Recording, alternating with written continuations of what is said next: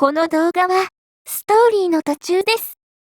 最初から見たい場合は概要欄またはチャンネルページの再生リストからご視聴ください。なお、外国語に対応した字幕をつけておりますが、自動翻訳ですので、精度が低いことをご理解ください。それでは、本編をお楽しみください。いいですね。でかい。我が地元の書店よりも広いな。アーデルハイトは目をキラッキラと輝かせていた。なんだ、読書の趣味でもあったのか？昼寝にちょうど良さそうだと思いまして。お前はどれだけ寝れば気が済むんだ？実際そういう利用をする人も少なくないようですよ。本を読むと自然に眠くなりますから、実は私もこっそり居眠りしていることがありますね。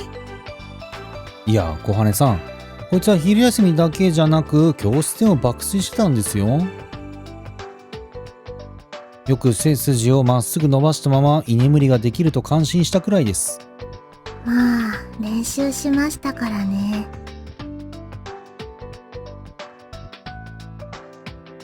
何？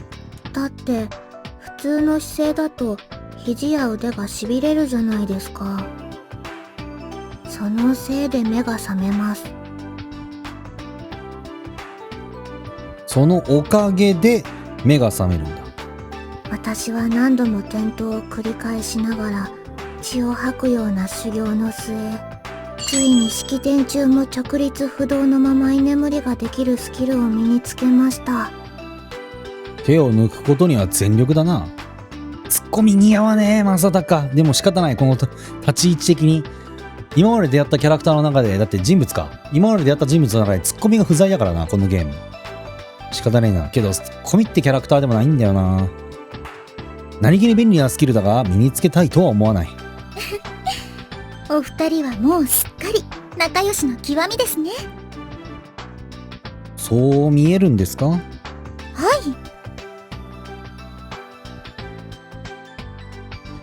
力いっぱい肯定されてしまう。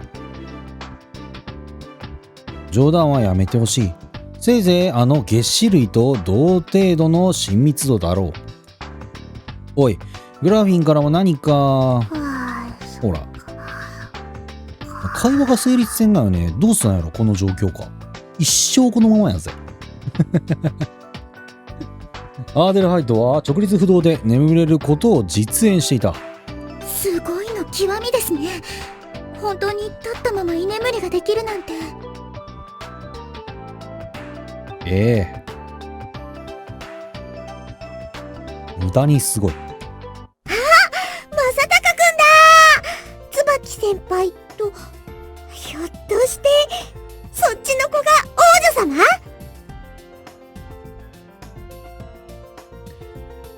宮戸さん？そこへ見知った二人組に声をかけられる。確か時坂さんと二人で遊びに行くと言ってませんでしたか？明日漢字の小テストあるって言われたでしょ。なるほど、それで予定変更したのか。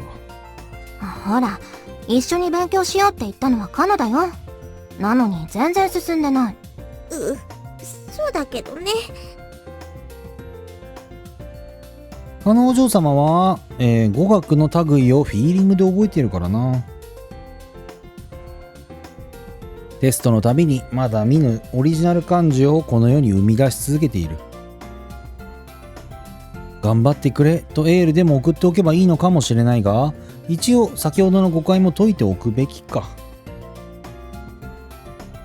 宮戸さん、先ほどのことですけど、俺が誰かと婚約したという噂なら完全に誤解ですから気にしないでください。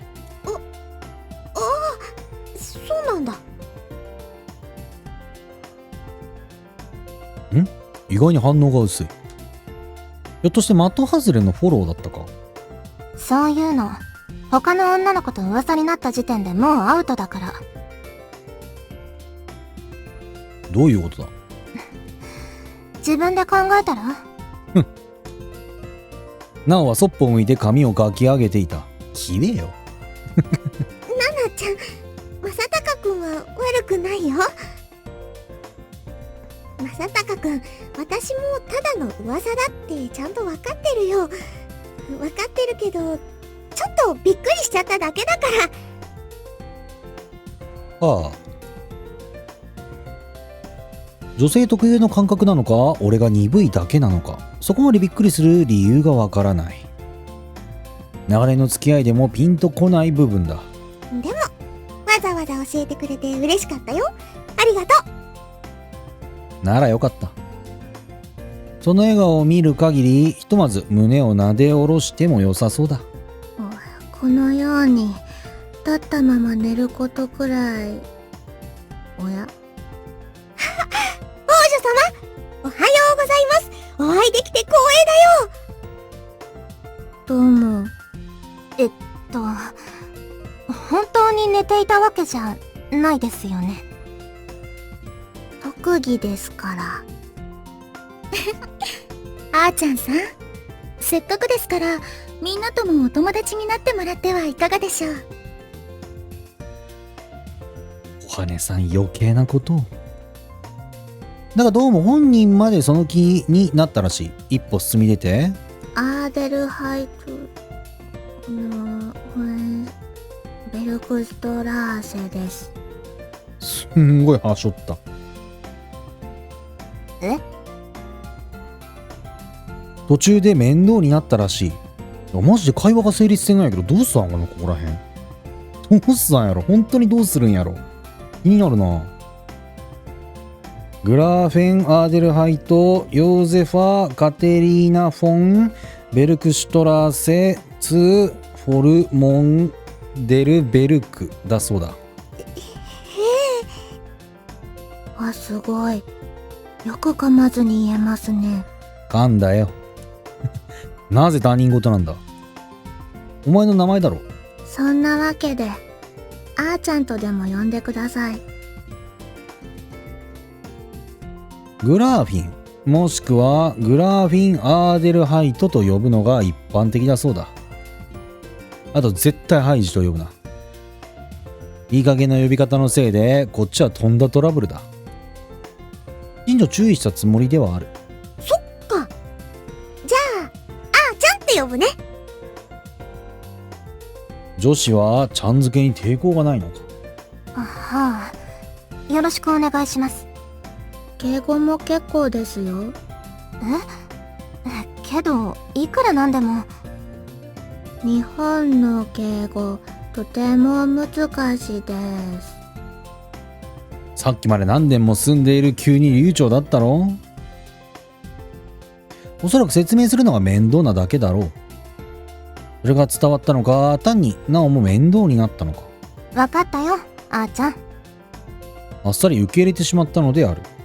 友達ってことなら、その方が普通だろうし。はい。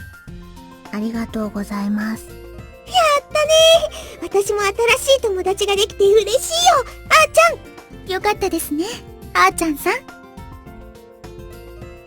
どうもこだわってるのは俺だけらしい。変に車に構えたクソガキだからな、思春期の。なんだよ。密かに自分だけ絶対にあーちゃんなんて呼ばないと誓っていた。どうしましたか？まさたかちゃん。まさたかちゃんもちゃん付けで呼び合おう。お断りいたします。かのちゃんとも絶対に呼ばない。そんなことは許されないのだ。なのに突然やってきた王女様をそう呼ぶなどもっとありえないだろう。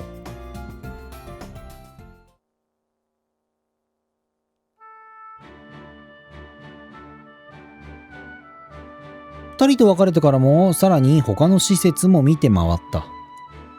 そして一番最後に教会堂へやってきた。もう一生分歩いた気分です。だりです。いいから、ここが最後だ。まっすぐ歩け。無理に背中を押してアーデルハイトを先に教会堂へ入れた。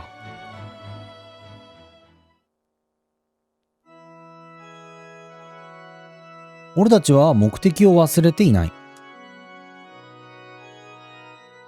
小羽さんは教会堂へ入るとき、慣れた仕草で腰を曲げず、右足を一歩だけ引く。続けて聖水が入った盆へ指先を浸して十字を切っていた。それが信徒の作法だからだ。ただし、宗派や地域によって微妙に差があり、なんと小羽さんは一目で見分けることができるらしい。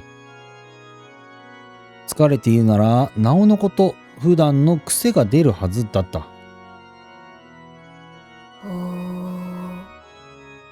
だがアーデルハイトは教会堂へ入るとき何の仕草もしなかったのだ。ついでですから、お祈りもしていきませんか？めげずに小羽さんがそう提案する。献身式も済ませた正式な信徒らしく、聖壇の前で両膝をつき手を合わせた。さすがの姿勢に一縷のブレもなく見事な作法だ。だというのに、こいつは実にいい加減な姿勢でいい加減に手を合わせていた。にわか信者の俺よりも適当なのだ。ちらりと小羽さんの方を伺うが、彼女はただ一心に祈りを捧げていた。果たしてこんなのでアーデルハイトの信仰を見抜けたのだろうか。だが、ファンダメンタリストは自分たちこそ神の教えに忠実と信じている。故に神の前で不遜な態度を取ることはない。それとも多宗派の教会を教会と認めていないからこそいい加減に手を合わせるのか。いや、そもそもだ。祈っているふりをして寝てやがる。こんな怠けたファンダメンタリストがいるのか？彼らは良くも悪くも活動的だ。何せ反政府運動をするくらいである。まあそれを言い出したらこんな怠けた王族も他にいないだろうか。はい、そろそろいいでしょう。そうですか。お疲れ様の極みのようですね。何か冷たいものをお持ちしましょう。サイスさん、お願いします。はい。小羽さんが奥へ下がり、アーデルハイトと二人になる。さて、俺からも少しは探りを入れておくべきだろう。だがこいつの記憶力では昔のことを聞いても果たして覚えているかどうか正直期待は薄い。というより会話が成立せんやろ。大丈夫なんかな。俺自身の過去を探るのは半ば諦めかけていた。この辺りも随分と変わったようですね。なるほど。やっぱ結局そういうことになるよな。それだけに動揺を隠すのに少し苦労した。まさか王女様の方から過去の話を振ってくるとは。そういえば昔この辺りに住んでたんだったか？まあ意外に覚えている風景もあるものですね。ただ私が暮らしていた場所にはもう別の建物が建っていましたが。つまりわざわざ見に行ったと。いつ？昨日こいつは行方をくらませた。そこで成果がなくなっていると知ったのだとしたら、俺と会った時人生に力尽きたと地べたに寝転がっていたことともつながる。なんかあれじゃない？強くない？母は生粋の日本人ですから、家族とは今でも日本語で話します。父が実は王族の血を引いてるという話は当時誰も本気にしていませんでした。そういうものかもな。どうした急に？でも承服とはいえ、父は前王の子息の中で唯一の男性だったんです。それは問題になったんじゃないか？はい。私と母を残したまま帰国して1年ほど帰ってきませんでした。こいつ、なんだ？眠たげで何を考えているのかつかめない瞳が俺の目を覗き込んでくる。その時、母の幼馴染という人に随分お世話になったんですが、思い出しました。その人の名前も確かサイスだったんですよ。その名前を覚えないこいつがサイスという名字にだけは反応していた。ドクンドクンと心臓が暴れ出す。奇遇だな。ええ。ご親戚の中にでも心当たりはいらっしゃいませんか？サイスというのは珍しい名字なんでしょ？確信した。こいつはこの話をする機会を、俺と二人になる機会を待っていたのだ。当時、俺の名前はまだサイスではなかった。俺を引き取ってくれた養父、かのお嬢様のジーヤの名字がサイスだったのだ。そして、養父には一人息子がいた。正真正銘、血のつながった一人息子が。母は昔、父のことをただのうさんくさい外人と思っていたそうです。でもサイスが悪い人ではないというので、お付き合いを始めたとか。おお、お前の親父とも親しかったのか？いいえ。でもサイスは観察力に優れていたらしく、他人の本性を見破ることができたんだそうです。なんでも、俺は目つきが変わらないように注意していた。背中に生える天使の羽を見ることができたとか。おお。へえ。もしその能力があったら便利かもな。さあ、どうでしょうね。また思い出しました。フルネームはサイス・トシナリというんでした。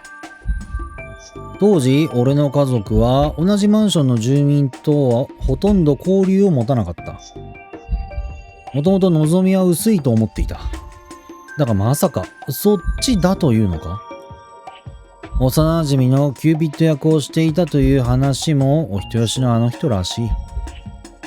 お人よしだから、見ず知らずの子供を救うために炎の中へ飛び込んだりしたのだろう。聞き覚えはありませんか？そうだな。今度家の人に聞いてみるよ。本来王族の留学は、婿探しが目的で、普通は同じヨーロッパへ行く。なのにアーデルハイトはあえて日本へ来た。そこには何か理由があるはずだった。まさかこいつはサイス・トシナリに会いに来たというのか。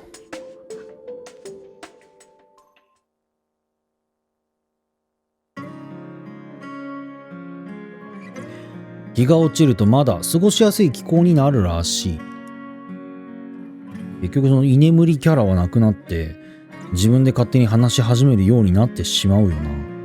当たり前だけど、まあそこら辺は仕方ないか。川から登ってくる風が涼やかに肌を撫でていく。だがもう少しすれば同じ川が湿気を運ぶ蒸し暑さの源になってしまう。この町は中心を横切る大きな川を挟み、山手と下町に分断されていた。三鳩の家や学校は山の手川。そして俺は古い下町の方で暮らしている。その中でもうちは特に年代物と言えるだろう。養父にとってはこの昭和臭あふれる古めかしい木造家屋の方が暮らしやすいのだと、あえて建て替えをしてこなかった。こんなものか。帰宅して一通り家事を済ませた後、日課のトレーニングをこなすのがいつものスケジュールだった。これは養父の日課を真似ているに過ぎない。今時こんなトレーニングを積んでいるのは俺と養父くらいなものだろう。その養父も今は事情があって家を空けている。それから机に向かい、学校の勉強も進めておく。宿題はもちろん予習復習もこなしておけばテスト前に慌てる必要はなくなる。そういえば明日は漢字の小テストがあるんだったか。彼女様とナオも図書館でその勉強をしていた。カバンの中から問題集を探す。その時、アーデルハイト・フォン・ベルクシュトラーセに関する資料が入った封筒が目に入ってしまう。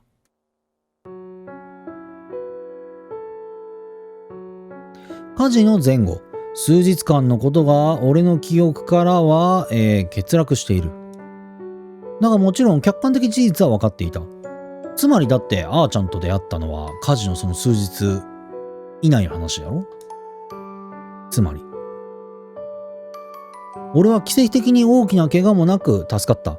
だが俺を救うため炎の中に飛び込んできた勝成は、助からなかった。そう。利勝か。利成か。利成だったっけ。利成は死んだ。そして息子が命がけで助けた子だから養父は俺を拾ってくれたのである。まったくお人よしの家族もいたものだ。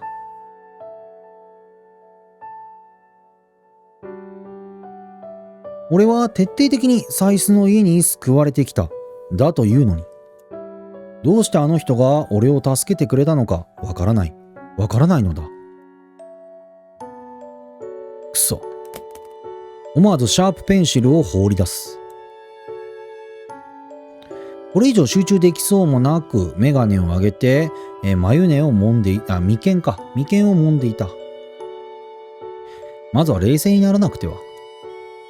干渉を省き予断を捨てよう。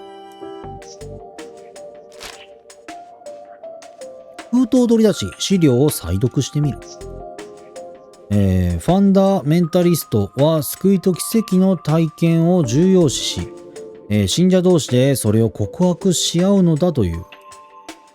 事実、奇跡を体験した者ほどカルトへ走りやすい傾向がある。利成には天使の羽を見るギフトが、つまり俺と同じ力があったのだ。それもまた客観的事実だった。アーデルハイトと母親は奇跡を体験していた可能性がある。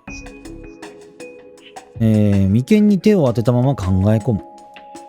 果たしてその意味するところは。おい、正隆。リクか。どうした。おう。さりげなく資料を隠してしまう。すんごいな。かわいい。かわいいじゃないか。こいつはサイス・リクということに なるのか。どういうこと。どう見ても年下にしか映らないくせに俺より前からこの家にいたという理由で、先輩風を吹かせてくる。だが同時にもし年成に妹がいたら大切にしたろうとも思うのだ。本を読むぞ、正隆。白飛びしとらんちょっと。今勉強中なんだけど。ダメだ、本を読むぞ。これは音読しろという意味だ。ちょうど小さい子が絵本の読み聞かせをせがむのと同じようなものである。ただ表紙にはやけに瞳がキラキラした短美なイラストが描かれていた。漫画みたいだけど。本だ。念のためパラパラとめくって中身を確かめてみる。やはりこれは恋愛ものの少女漫画だ。言っておくが棒読みは許さん。女のセリフにもちゃんと演技をつけろ。拷問か。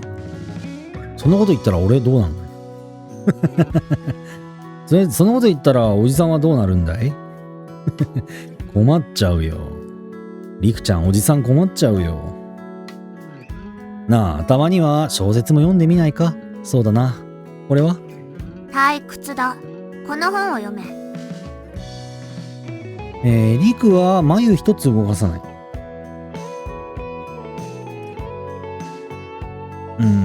お前にはまだわからなかったか。わかるわからんは関係ない。その小説が退屈なんだ。他ならいいのか？だったらこれは？ダメだ。わかった。漫画を読もう。本だ。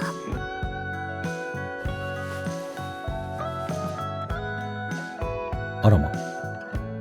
諦めてあぐらをかくと、リクはナチュラルに足の間へお尻を乗せてきた。おほ。俺は絵が見えるように漫画を開き、いつものことと割り切って音読を始める。どうやら男女の三角関係を描いた作品らしく、二人のイケメンの間で揺れる乙女心が甘やかに綴られていた。少女漫画としては王道の展開だろう。人間というのは実に愚かな生き物だな、正隆。全くその通りなのだが。なあ、お前も漫画くらいならもう自分で読めるだろう。私は正隆の声が好きだ。だから正隆が読め。さらりとそんなことを言ってくる。だがどうも今日の正隆には悩みがあるようだな。え？声の感じでわかる。バレバレだ。いつも聞いているのだから当たり前だがな。当たり前なのか。正隆、困った時は私を頼れ。ひょっとして相談にでも乗ってくれるつもりか？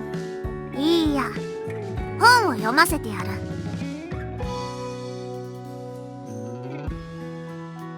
私のために本を読むのは正隆にとって至福の時だろう。だから好きなだけ読ませてやる。好きなだけ癒されていいぞ。リクはなぜか、得意満面だった。嬉しいか、正隆。遠慮はいらん。ああ、ありがたくて涙が出そうだ。